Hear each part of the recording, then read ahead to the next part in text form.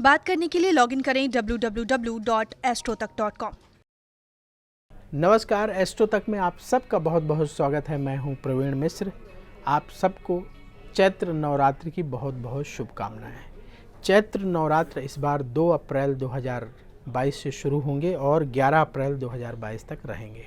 साल में 4 नवरात्र आते हैं।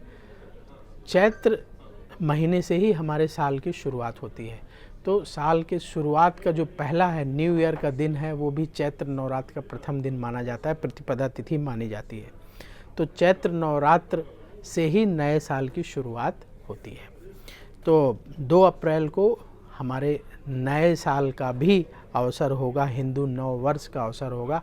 तो आपको नए साल की भी बहुत बहुत शुभकामनाएं। ये जो हिंदू नव वर्ष है, ये आपके जीवन में नई खुशियां लेकर के आए, आपके जीवन में पॉजिटिविटी को बढ़ाए, खूब धन लाभ कराए। तो चैत्र नवरात्र इस बार बहुत महत्वपूर्ण है, क्योंकि इस बार चैत्र नवरात्र में अमृत सिद्धि योग बन रहा है और सर्वार्थ सिद्धि योग भी बन रहा है। तो अमृत सिद्धि योग और सर्वार्थ सिद्धि योग, ये दोनों योग आपको बहुत लाभ कराएंगे यदि आप इन योगों में माँ दुर्गा का विशेष पूजन चैत्र नवरात्र में करेंगे।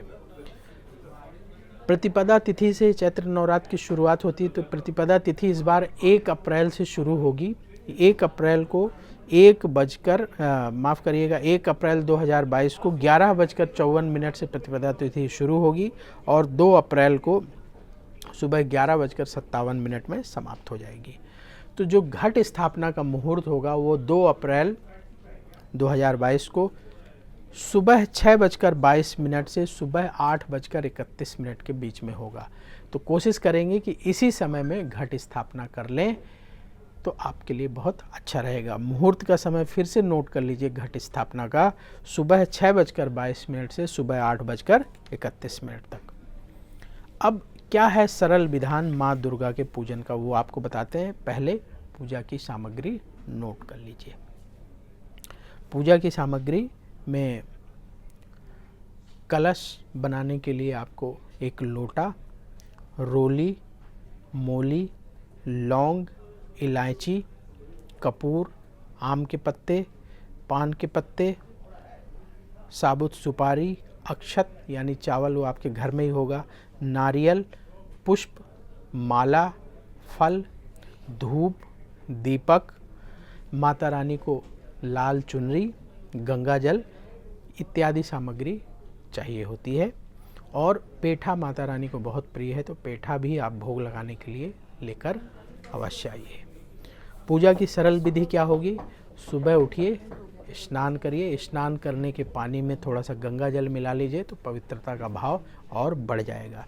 इसके बाद जिस स्थान में पूजन करना है उस स्थान को अच्छे से साफ करके एक लकड़ी के पीढ़े में या चौकी में लाल वस्त्र बिछाइए और उसमें माता रानी की, यदि आपके पास छोटी सी प्रतिमा है तो उसे रखिए, माँ दुर्गा की, या चित्र है तो उसे स्थापित करिए। और इसके बाद कलश की स्थापना करिए और कलश के सामने जो लोग अखंड दीपक जलाते हैं तो अखंड दीपक भी जला सकते हैं। इसके बाद माँ दुर्गा का पूजन शुरू करते हैं। सबसे पहले कुश या पुष्प लेकर के स्नान कराइए। स्नान किससे कराना है? जल में थोड़ा सा गंगा जल मिला लीजिएगा और उससे स्नान कराइएगा।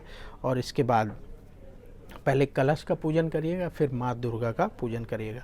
तो स्नान की विधि ऐसी ही रहेगी। सबसे पहले कलश को शुद्ध जल से स्नान कराया, फिर माँ दुर्गा जी को स्नान कराया। पहले कलश को तिलक अर्पित किया, माँ दुर्गा जी को फिर तिलक अर्पित किया, अक्षत अर्पित किया कलश पर, फिर माँ दुर्गा को अर्पित किया, पुष्प कलश में को अर्पित किया, फिर माँ दुर्गा को अर्पित किया, और माला कलश पर अर्पित किया और माँ दुर्गा को अर्पित किया। इसके बाद फल और पेठे का भोग भी लगाना है। फल और पेठा कलश पर भी अर्पित करिए, माँ दुर्गा को भी अर्पित करिए।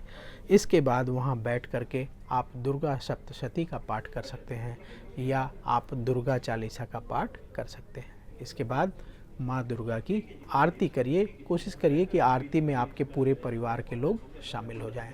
आरती करने के बाद जो भी मन में इच्छा है, जो भी भाव है, वो माँ दुर्गा से निवेदन करें। तो ये सरल विधि है पूजा की, और इस तरह से आपको प्रतिदिन 9 दिनों तक पूजन करना है। और फिर बताएंगे अगले एपिसोड में कि कैसे कन्या पूजन करके नवरात्रि के पर्व को समाप्त करना है। तो आज के लिए बस इतना ही, फिर होगी आपसे मुलाकात। ये नवरात्रि का पावन पर्व आप सबके लिए बहुत शुभ हो। नमस्कार।